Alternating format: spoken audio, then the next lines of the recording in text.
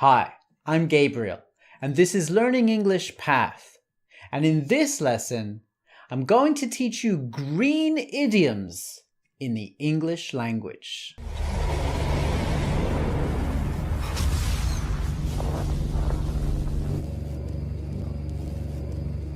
Okay, in this lesson, I have some green idioms for you.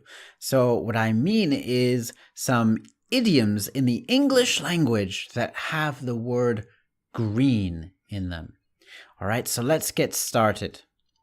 The grass is always greener on the other side. You may have heard this one before. It's quite common. This means that people often hold the belief that others are in a better situation than they are, when in reality it's just a matter of perception, right? It matters which side of the meadow or which side of the river the person is on. They will always see the grass on the other side as greener than the grass that they are standing on, right? So here's an example of when you might use this. It's in a restaurant. So the waiter says, "I wish I was a chef. I wouldn't have to deal with customers and I could be artistic with food." Then the chef says, "Well, I wish I was a waiter. I wouldn't get my clothes so messy and I could get extra money just by smiling." And someone listens to this, hears this, and they say, "Well, the grass is always greener on the other side." All right? So it might make sense for the waiter and the chef to swap jobs, right? To change jobs. But it could just be a case of thinking that the other situation is better than their situation. The grass is always greener on the other side. To have a green thumb. This is to be skilled in gardening. All right. So if you're a gardener and you are very good in the garden planting, then perhaps you have a green thumb. Those flowers look beautiful. You really have a green thumb. The next one, to give someone the green light. So you know what the green light is in traffic, right? If you're driving your car and you see a green light, the green light means go, right? So you are given permission to go on the street. So this can be applied to other situations too. You can say, if you give someone the green light, you give someone a signal of permission to go or to do something, right?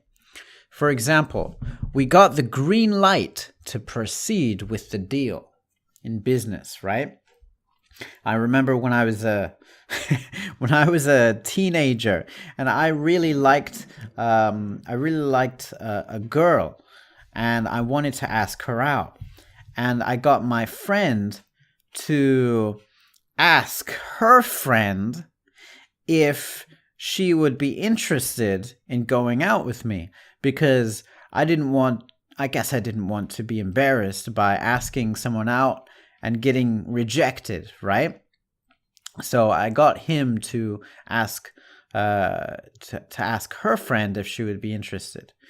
And he found out that she would be interested. So when he told me this,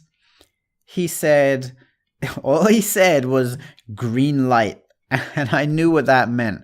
I knew that I had been given the green light to ask her out. Green with envy. This is to be full of desire for someone else's possessions or advantages.